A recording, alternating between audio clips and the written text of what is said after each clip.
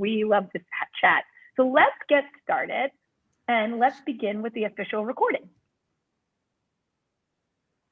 So welcome everybody, happy 2021. We are gonna talk about the Constitutional Convention. My name is Kerry Sautner. I'm the Chief Learning Officer at the National Constitution Center. I'm so excited for today's class because we get to look at the founding of the United States Constitution, that big, beautiful building behind me. We're gonna talk about the Constitutional Convention. We're gonna walk through the ideas that brought the Founding Fathers to Independence Hall, which is what we call it today, but back then was the Pennsylvania State House. We're going to talk about the big compromises that they made, and we're going to talk about all the parts of the Constitution that they wrote. And to do this, we're going to be guided through this history by one of our top scholars at the National Constitution Center, Nick Mosvick. So welcome, Nick. It's great to have you. Want to say hi to everybody? Hi, everyone. So we are excited to get started. Nick, I just kind of gave you the rundown. Why did they even come to Philadelphia? What was going on in our very, very young country at the time that it really made an energy to come to Philadelphia? Who came to Philadelphia and made it legitimate, I would like to say, and we'll just reference him. We were talking about him a minute ago. And how did the Constitution differ from the Articles of Confederation? And then finally, what were some of the big compromises, the main compromises reached during the convention? Some that people look back upon and say were fantastic compromises, and others that people really say that they shouldn't have done. But let's talk about what did they do, why did they do it, and then we can talk about how it affects us today. Students, questions, feel free to put them in the chat or the Q&A. But Nick, ready to jump in there? Yeah. Okay, so why, you want to talk about before they get to Philadelphia, before they get to this big, beautiful building behind me, how did they get there? Yeah, that'll let us get to Shay's rebellion, but among other things, I mean, I think we kind of have to have the big frame here, which is what's going on in the 1770s and 1780s. Of course, one of those is the Revolutionary War itself, the War for American Independence. Why is that important? Well, as we'll get to that second prompt there, the Articles of Confederation. Remember, we did have a constitution, right? So the constitution we have is, in some ways, right, our second constitution. The Articles of Confederation is the first founding document to bring together the states under one government. But during the war, the articles, the limits of the articles become apparent to many of the founding, many of the founders, principally George Washington, Alexander Hamilton, John Dickinson, and others, who witness the inability of Congress under the articles to fully support the army, right? They can't really tax states. So they don't really have the funds to give necessary support to the army, to pay the soldiers. The amount of times that Washington has near rebellion on his hands because the soldiers are unpaid is a huge threat to the ability of the country to even achieve independence. And so that experience is something that is important, right? So there's the war itself. That experience is important for those involved in it who witness the limits of the Articles of Confederation, right? And then there's after the war, right? There's a couple key issues. One of those is the war debts. So I sort of alluded to that by pointing out the inability to pay soldiers, but more generally speaking, there's the debt taken on to fight the war itself, right? That includes paying soldiers, but those are bonds that are created during that time. We don't have to get into what that is, just to say, look, there's a lot of debt. And that debt is created by states. Because of, again, the Articles of Confederation creates a really limited federal or central government that doesn't really have a lot of overall power, overarching powers over the states. They don't really have a taxing power. They don't have power over things like trade, or at least sufficient power, right? They have power to declare war, but they have rather limited powers to regulate the economy, taxes, things of that nature, right? What that means is that it's states that have to deal with this growing crisis in the 1780s over these debts related to fighting the war, right? A lot of those debts are carried by Britain, our old enemy, and British investors. But they're also held by American investors, including people like Abigail Adams. And that becomes a problem because for a lot of people like Daniel Shays and the old Revolutionary War soldiers who follow him, they're demanding that the states do something more. They want debt relief. They want support, right? They want action because their lives are being destroyed and ruined by this economic crisis, right? I always say to students, think of this as the sort of depression in the 1780s that is happening for a lot of working people, right? Who are very upset with the inability of the government to sufficiently deal with the crisis. So you've got economic crisis, and that leads to Shay's Rebellion, which I'll get to in a moment because I know Curry is going to push that. The other thing I just want to mention is there's also the settlement of territory, which is really important. Settling the West and the inability of the central government under the Articles of Confederation to settle the West to protect settlers from attacks by Native Americans. That is part of it for the settlers themselves, but it's also that they can't even negotiate strongly with the British government. The British and the French, the British are still sitting on forts out in the Northwest Territory that Curry is showing there. Even though under the Treaty of Paris that ended the Revolutionary War, they were supposed to leave. They didn't leave. And it was thought that this was a failure that reflected that the country wasn't strong enough. They couldn't even secure peace, and that was a bad side. Yeah, and I think this is a part that I clearly did not get taught in school, with how close to the brink of disaster we were. So we win the revolution. We're 13 different states, 13 different governments. I love that statement there, 13 different governments. And that the British are on our coastlines. We've got the Spanish down and the Portuguese down here. We've got the Mississippi River being blocked. We've got the Hudson being blocked.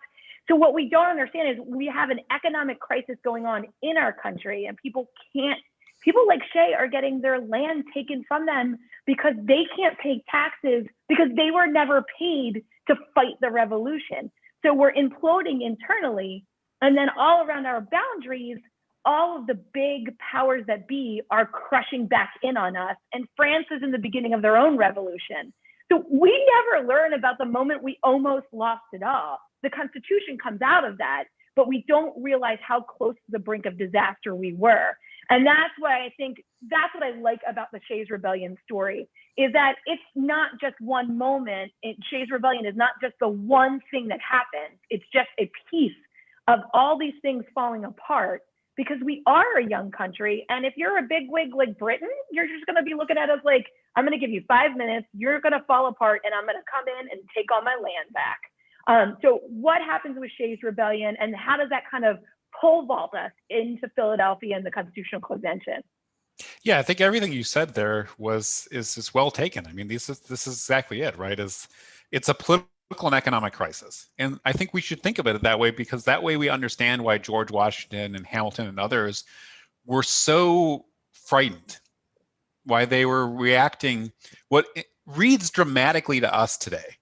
But why did it seem like such a crisis to them, right? Why did it seem so bad? And I think that helps us understand Daniel Shays and his followers, right? Is to understand why would they take up arms against the government and demand action? Because they felt like they were in a state of destitute, right? Desperate times and desperate measures was their feeling. These were war veterans. These were people who had fought for revolution, but felt that they were being left behind, that not enough was being done for them. And as I said, they were demanding action on the part of the Massachusetts government. So the thing about Shays is to remember that it's a demand of the state government, and it's the state government and militia that actually puts down the rebellion. That Daniel Shays is not put down by a national army. And this is actually something that frightens Washington, because Washington's in Virginia, he's watching this crisis unfold, and he's thinking, well, for one, Congress can't do anything. It's not doing anything, and it can't do anything. That's bad. Because if the state didn't get this right, how much worse could it have gone? And Washington's also thinking, if we don't change things, this will happen again. Because Daniel Shays isn't one person. He knows from experience, from being commander of the army, from the desperate circumstances his soldiers were under, why this happened. And he knows disorder is bad, because if disorder happens here, it will grow, and we could have a civil war. So that's what George Washington is seeing as, we're on the precipice of civil war, right? And Yeah. that's what Shays represents. So like, to all of our students, like, did we know that it was this much chaos? We were literally on the brink of imploding and exploding.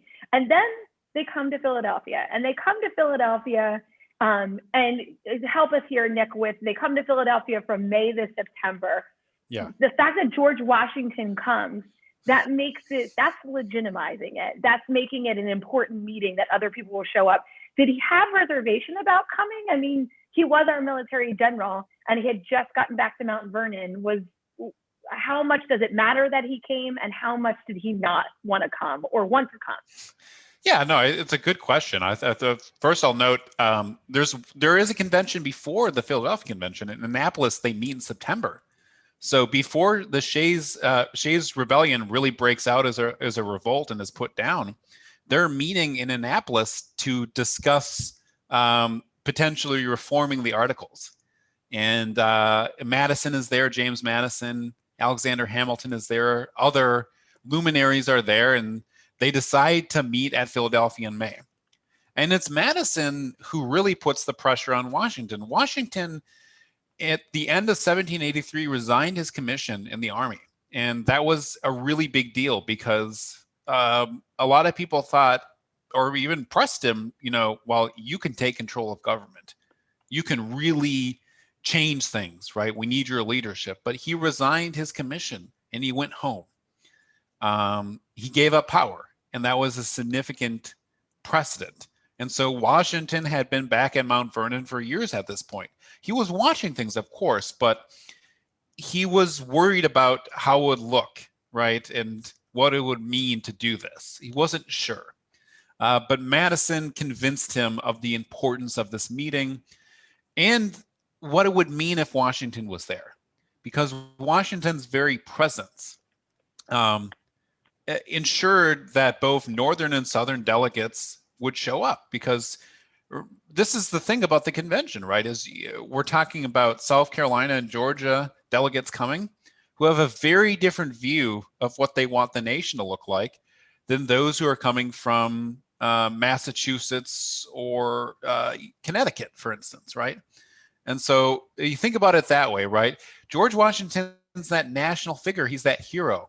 So him sitting at the head of this convention, that keeps it together, if nothing else, right? Much like Benjamin Franklin's presence is also important in terms of we have these two figures there that everybody knows. They're international.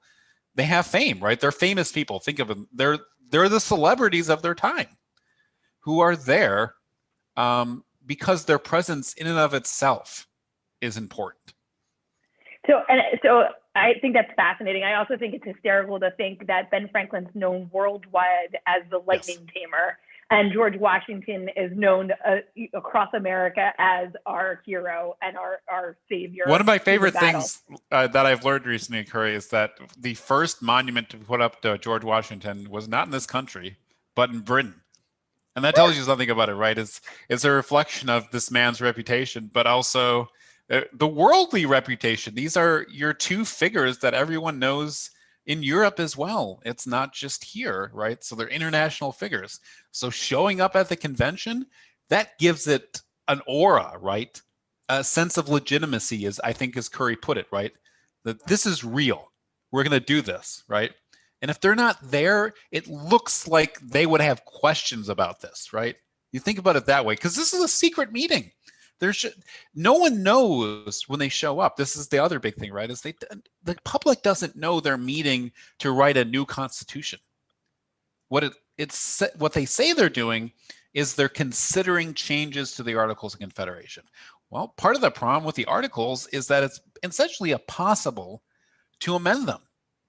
It requires all 13 states to agree unanimously. And there are amendments in which 12 states passed it. But one state held out, and that was enough. And that experience suggested we can't even change this thing, right?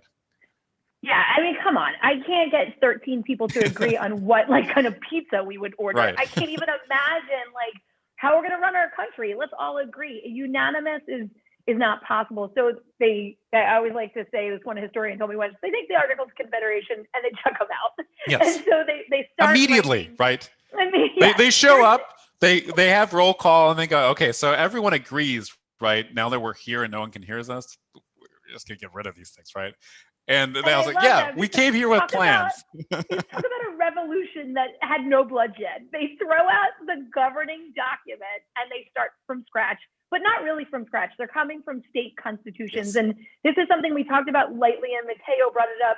Each state has its own constitution, its own written way of laws and rights for the state. And that's what they pulled from. So it wasn't like they were coming out of nowhere, but they were also looking at other documents from other countries. I know Nick loves to talk about the other documents from other countries, but they come with a constitution. So Nick, really quickly, can you walk us through from preamble and each of the articles, just so we can show our students kind of what are the parts of the original Constitution? When you guys think Constitution, you probably think Bill of Rights. You probably think like, oh, 27 amendments.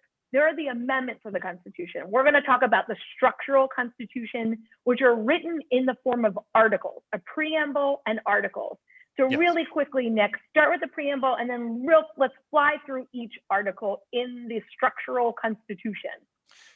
Yeah, so you're talking the preamble, as you mentioned, which essentially sets the principle of popular sovereignty, or we the people, the idea that the people are the ultimate basis for power in the government or sovereignty. And therefore the preamble is a commitment to that, right? That ultimately the government is created by and ratified by the people, right? They're the ultimate source of power, not the government itself. That's an important distinction, right? That has to be noted, right? Because that is different from other governments before it. So that's the preamble. Article 1, we're talking about the legislative branch, legislative powers. Article 2 creates the executive branch, the presidency, the single presidency, and then the executive branch itself that carries out the enforcement of laws. And so Article real 3, quickly, Article 1 is Congress, legislative yes. branch. Article 2 is the presidency, and Article 3 is the courts.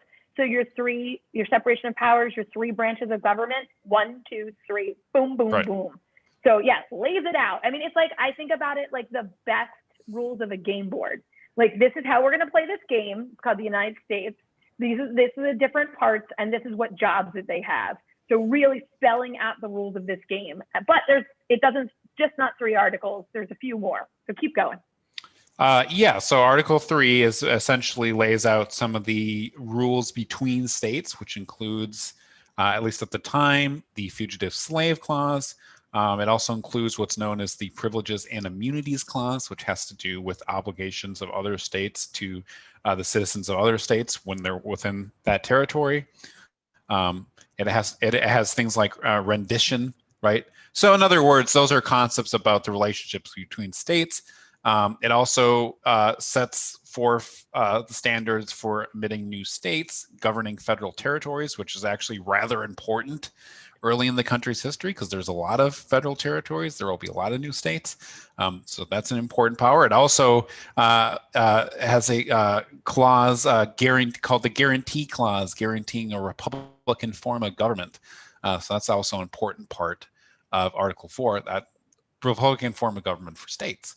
Article 5 sets out the process for amending the Constitution. So that's just the ratification process, which means it requires 3/4 of the states and a supermajority of Congress in order to get an amendment ratified. States can start that process. That's always worth noting. Article 6 establishes what is the supremacy of the national law over the states. So that's a supremacy clause. It also includes the oath, right? So it does ban religious tests for national office. It also has the oath, which is actually important, right? Because the oath of all officers of the United States government is an oath to this Constitution. That's an important phrase and says something about the commitment of everyone to the national Constitution. And then finally, Article 7 sets out the process for ratifying the Constitution. Why does that matter? Because it's different from the process I mentioned for the Articles of Confederation. It doesn't require unanimity. It requires 9 of 13 states. So that's going to be important when we think about ratification, which is a separate lesson we do. But nonetheless, that's an important thing, right? That's kind of a one-time process, but it's an important process because it's a different standard. Awesome. Okay, so real quick wrap up of that. And Iman was asking great questions in the chat. Did anybody resist? We're talking about what's a coup and would this be considered a coup? But the point is, did people resist? Rhode Island doesn't show up. Yes. They come to the convention and they say, we're going to fix this. People did resist. There's something like 75 people or 72 delegates that come and go over. No, let me get that right. There's 55 main. 55. Yeah, I was going to say 55 delegates that come and go over the course of the summer. Like, for example, Hamilton's in there in the beginning, then he leaves to the end of July, and then he comes back. Specifically, his two counterparts, John Lansing and I'm blanking for a second on the other. I'll remember. But in any case, they're turned out to be anti-federalists. They oppose ratification. They leave because they don't like what's being discussed, and they don't have a quorum. That's a fancy term that just means that they all needed to be there to represent New York, because what states did is they were sending people. State governments were selecting the delegates and giving them instructions and saying, this is what we want you to think about, and these are the important issues to us. This is your mission, essentially, right? And so if it was just Hamilton by himself, he couldn't actually represent New York. So he wanted to be there. He was mad, but he had to go home for a period of time. He came back in September, actually. But yes, people did go in and out. Yeah, and I think that's important because it's not like just one person from each state. Rhode Island doesn't send anybody. And then the other thing that I find really fascinating about this mix of men that are discussing this and having these conversations, and this will lead us into the compromises that they made, that they also do this fascinating technique of voting, but the ability to come back to it.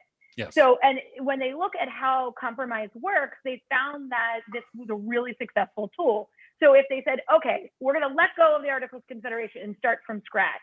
If somebody said, I don't know, I'm on the fence about that, we're like, don't worry, vote for it, vote and see how you land. And then if you want to come back in 2 weeks, you can. And so it kept the door open, and it actually moved things along in a better way. So yes, there was disagreement. Yes, there was discussion. Yes, it got heated at times. But throughout the process from May to September, they get these big ideas written down. And then, like Nick just said, it goes back to the states for ratification. It starts with we the people. It has to end with we the people. This is game changing in the world for democracy, that it goes back to the people and back to the states ratifying conventions. And this is where it gets really dicey. Is it going to pass? Is it not? So let's look at the compromises during that long, hot, sweaty, smelly summer, because it wasn't chilly like it is now. It was hot. It was sticky. They had terrible black flies. It was super smelly in Philadelphia. I love Philadelphia. It's not the cleanest city. Definitely wasn't back then. And they kept the shutters closed because it was a closed convention. And so you weren't supposed to share what was going on the inside, so the conversation could be open and free. And so all this is happening, and it looks really formal and regal, but it couldn't have been smelling good. It couldn't have been feeling good. But Nick, let's go into some of those big compromises. Here's 4 big ones that you can walk us through, and we have 6 minutes. We can do it. Yeah, and I'll just say really quickly too, by the way, that what you said about the ratification process, that's exactly how Federalists could claim this wasn't a coup or anything like that. Is that, but yes, we did this in secret. Yes, we're offering a new constitution, but the people have to ratify it. There's a process here. And we're abiding by the people's word, and therefore, it's not that, right? So I do think that's important, worth mentioning, right? Is that the ratification process itself is way from them claim, like, look, this is popular sovereignty, and we're still giving it back to the people. So we didn't just, do this thing where we took over. So that's important. So these 4 compromises here. So we'll just note again, right? As Kerry said when we were talking about this, these states send multiple delegates, and they send them, as I mentioned, with instructions typically. So states have in mind what it is they want out of this convention. The reason I mention this is because we're starting with Connecticut. And Connecticut is represented, they have 3 delegates, but the most important ones are Roger Sherman and Oliver Ellsworth. And privately, both of them do not support slavery. I think Sherman is a little more clear about that, but the point is that privately they're anti-slavery, or seem to be. But Connecticut, what do they want out of this? Well, they're a small state, and they're tired of the large states who have been hurting them economically through their regulation. So what do they want? They want protection from economic regulation that might be brought on them by other states like New York. So they want to change those rules. They're really invested in economic and representation. They want equal representation. They want small states to have an equal voice in government, right? Representation is perhaps the most important issue discussed at Philadelphia, because a lot of time is spent on it. It's this large state versus small state question. That's what that great compromise is at the heart of it, is that James Madison shows up from Virginia.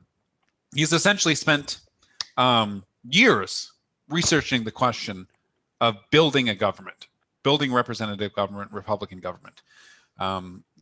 Thomas Jefferson sends him a boatload of books, and he studies antiquity. He studies English law. He just studies what does antiquity mean? What's that? What does antiquity mean? Oh, sorry. So the Greeks and the Romans is what we mean. The point is Madison it takes a very broad look at governments and why they failed and how we can build a better one, right? So he shows up with a plan of, here's how we can improve it. Here's how we can build a better constitution, right? What should that look like? And generally, he thinks it's a larger republic and one that has a mixing of forms, right? So balance between state and federal government, separation of powers, all these things. But in any case, part of that is, he says, proportional representation, not equal representation. In other words, representation should be based on the population in each state. Which is counted by the census every 10 years. And so that's part of Madison's plan. The small states, as I mentioned, ones like Connecticut, that's not what they want, right? They want equal representation. What they say is each state matters. State governments matters. People are represented by their states. So they should have an equal voice in representative government at the national level. So in other words, they conceived of representation in a democracy a different way.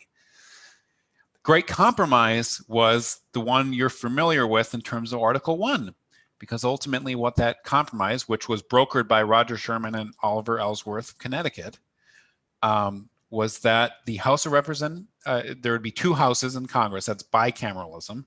The House would be on the basis of population or proportional representation. So that means larger states would have a bigger say, and the Senate would be based on equal representation. So each state would have 2 senators, no matter its size. And we can get into the other parts of that compromise, because that also includes the 3/5 compromise. That's part of that debate. But the point is, representation is at the heart of this, right? This is a big deal to be decided, because it actually answers other questions you would have about things like the presidency or the powers of the federal government, right? They're all related, right, to this idea of how, if this is a government based on we the people, how are those people best represented at the national level, since they can't literally be directly represented, right? That's impossible in a large country. So how do we do it? Yeah, and that's Julian's next question was, does that lead into the Electoral College and how it's all connected? You just said it is. These pieces are all connected. How they come up with the idea of the Electoral College, and it's based off of state population and senator number as well. So can you kind of roll into the next one? Yeah, and I'll just quickly answer Iman's question too, because I see it. Which is just to say that it's important to remember that in the 18th century, many of the founders are very, very against the idea of not only political parties, but the idea of campaigning would have been anathema to them, right? It would have offended them. Crazy talk. Crazy talk. Right. Yeah. George Washington, for somebody like that who believed in 18th century ethics and what it meant to be a disinterested person, in other words, publicly interested, to be a public minded person, to have virtue, you would never do something like that. The reason why you would represent the people is because they chose you. And so you had to cultivate virtue over time and to show yourself to be publicly interested, but you didn't go out asking for it. You wouldn't campaign. So they would have been bothered by that. So in other words, that's all to say the Electoral College would have been more based on the assumption of the state legislators who ultimately chose the electors. They would have chosen the best people, right? They would have known who were the disinterested people. And therefore, having in mind, too, who would be the disinterested candidates for presidency, right? Choosing the best people. It was partly a scheme to do that, right? But the Electoral College also is a compromise, right? This is kind of what we're getting at, because Madison's plan, I mentioned that already, the Virginia plan, Madison wants Congress to choose the presidency. Choosing of the president is a huge issue in Philadelphia. And Madison and the other southern states, they want Congress to choose it. Now, why do they want to do that? Well, in part, it's because if it's based on proportional representation and slaves are counted for proportional representation, they will have more political power. Therefore, they will have more say on who's going to be the president. Right? You have to think about it that way, right? So that is an important part of why they're advocating for this congressional selection. Others like James Wilson of Pennsylvania, Gouverneur Morris, they want direct election of the presidency. In other words, popular election is what we would call it, right? A national vote. But there's not enough support for that. So the compromise is sort of in the middle, right? And it's to say, in James Wilson's mind, the compromise it's closer to popular election because the people vote. The states will ultimately pick the electors, and then they will choose. It's just right. It works through that system, right? In other words, the people still have a say. It just goes through the vector of this other system, which has to do with federalism and states maintaining power too, right? In other words, it's a compromise also between the state and the national government. The 3/5 compromise, as I noted, that's a little bit part of that Connecticut Compromise in terms of being related to this question of representation. I'll just say quickly, it actually comes from a 1784 text, a considered amendment. At that time, the northern states wanted slaves to count for for population, but for taxing purposes. They wanted to be able to tax them because they would say, look, I mean, if you're going to treat them as property, then we can tax them, right? We think that's wrong, but if you're going to do it, then we should be allowed to tax them. Now it's kind of switched the other way because the southern states want to have them counted for population. Many of the northern delegates to say that's ridiculous because you want to treat slaves as human beings for only one purpose, and that's for political power, but otherwise you will give them no recognition. And then the slave trade clause. Real quick, before you get to the slave trade clause, real quick, when we have two classes on this that dive deep into it, one that's just on this, but slavery, the word slavery isn't directly in the Constitution, but the idea of slavery is in there in ways like the 3/5 Compromise, and also the slave trade clause and the Fugitive Slave Act. So real quick, slave trade clause, and then we have one kind of wrap-up question, and I have no idea what the answer is, so I can't wait to ask you. I don't know if you're going to know it either. It's a hard one for Mateo. Sure. Yeah, the slave trade clause, really all we should say about this is people have brought up the fugitive slave clause. That wasn't actually that controversial, in part because it was taken from the Northwest Ordinance, which was written in 1787, which was a guarantee of fugitives. Yeah, so I know Aman asked that. Slave is, of course, slaves never put in the text of the Constitution. That was Madison famously put it, no property in man can be recognized by the Constitution, right? So slavery would not be in the document. It would only reference criminals or those persons otherwise held to labor. So it was thought to give Congress the power. So Congress actually had to pass something called the Fugitive Slave Act of 1793 in order to create the system for Southerners to go reclaim any of their claimed fugitive slaves who had run away to free territory in the North. The slave trade clause, the compromise here is the Southerners, especially South Carolina and Georgia, they didn't want any action on the slave trade. We're talking about the Atlantic slave trade, right? The international slave trade, banning of it. This was thought to be the most inhumane part of the system of slavery in the 18th century. that the trade itself was even worse than the system of slavery, in part because that had been known for centuries, millennia, really. But the trade was worse because the inhumanity of the very journey itself, the very idea of it, right, was offensive. And so even Virginians wanted to ban the slave trade, George Mason, James Madison, and others. Ultimately, the compromise here is Congress will have the power to end the slave trade, but they won't for 20 years.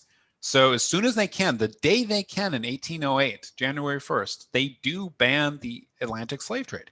However, there's that 20 years moratorium on that power, which of course, for the southern states that are most invested in slavery, like South Carolina, is an opportunity to continue the importation. Therefore, that means even after 1808, there's still an internal slave trade between states in the South that maintains and expands that system of slavery. Awesome. Nick, we did a lot. We did it in 35 minutes.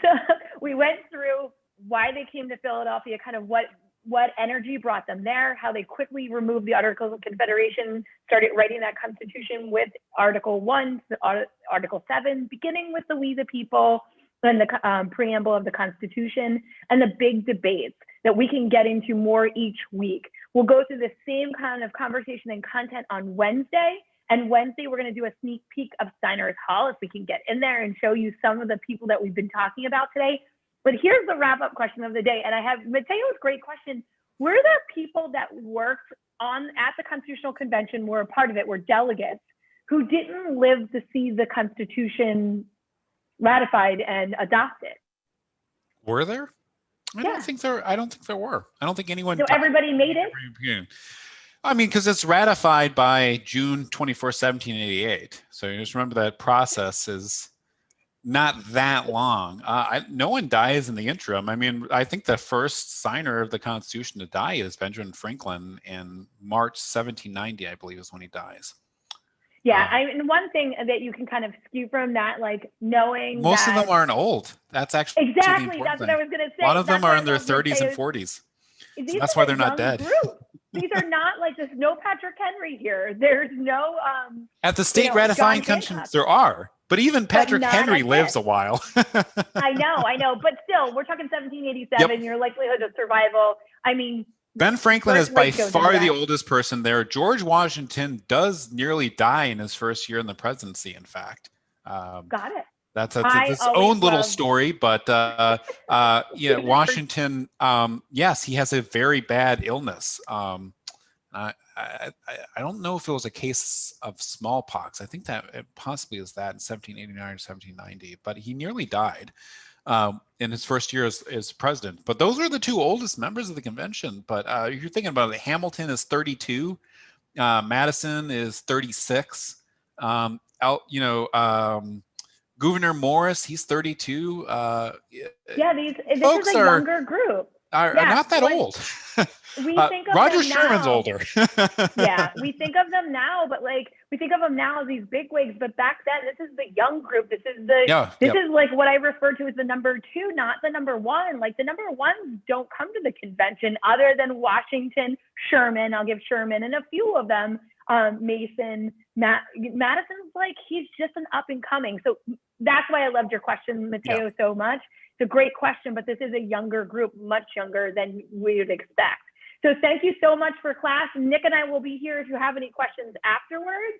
And if not, we will see you either sometime this week in class or next week for civil rights. Next week is civil rights, right, Nick? No, I think next week is landmark cases. Okay. I think so. Yeah. Landmark cases. I was like, for the civil rights one, I keep thinking it's going to be the following week. Sorry. Like, yes, please don't worry me. Sorry, I'm freaking out. Thank you guys. I'm going to stop the recording now.